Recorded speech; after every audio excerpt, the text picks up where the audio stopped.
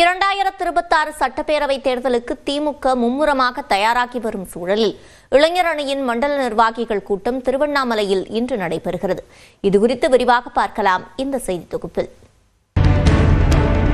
திமுகவின் 75 ஆண்டுகால அரசியல் பயணத்தில் முக்கிய பங்கு வகிப்பது இளைஞர் அணி.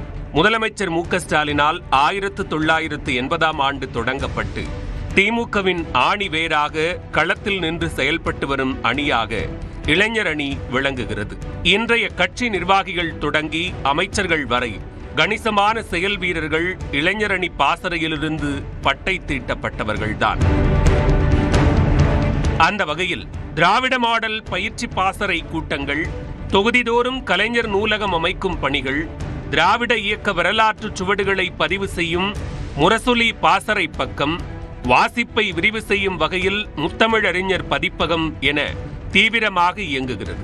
இதன் தொடர்ச்சியாக சமீபத்தில் சென்னையில் அறிவு திருவிழா என்ற கருத்தியல் நிகழ்ச்சியையும் வெற்றிகரமாக நடத்தி முடித்தது. தற்போது தேர்தல் நெருங்கும் சூழலில் தமிழ்நாடு முழுவதும் உள்ள இளைஞர் அணியின் 5 லட்சம் நிர்வாகிகளை ஒருங்கிணைத்து மண்டலம் தோறும் நிர்வாகிகள் சந்திப்பை நடத்த திமுக தலைவர் மு.க.ஸ்டாலின் உத்தரவிட்டுள்ளார். அதன்படி முதற்கட்டமாக இளைஞர் அணியின் வடக்கு மண்டல நிர்வாகிகள் சந்திப்பு திருவண்ணாமலை கலைஞர் திடலில் இன்று நடைபெறவுள்ளது. இதில் திமுகவின் 29 மாவட்டங்களுக்குட்பட்ட 91 சட்டமன்ற தொகுதிகளைச் சேர்ந்த 1,30,329 நிர்வாகிகள் பங்கேற்க உள்ளனர்.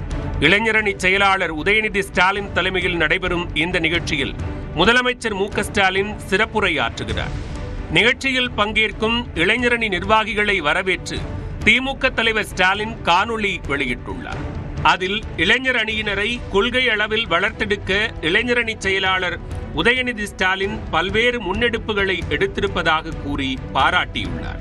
கிரவுண்ட் ஒர்க் செய்ய நிர்வாகிகளை நியமிச்சிருக்கோம்னு உங்க பெயர்கள் அடங்கின பட்டியலை என்கிட்ட காமிச்சார்.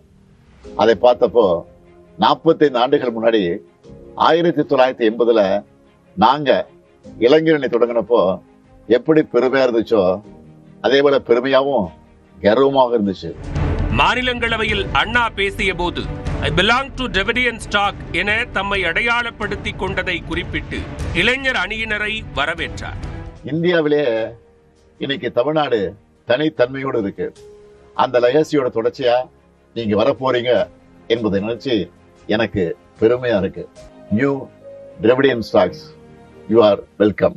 வரும் தேர்தலில் இளைஞர்களின் வாக்கு மிகப்பெரிய தாக்கத்தை ஏற்படுத்தும் என்ற கருத்து எழுந்துள்ள சூழலில் முதலமைச்சர் மு.க.ஸ்டாலினை மீண்டும் அரியணையில் அமர்த்துவது என்ற லட்சியத்தோடு இளைஞர் அணி செயலாற்றி வருகிறது. நியூஸ் 8 தமிழ்நாடு செய்திகளுக்காக செய்தியாளர் கோகுல்.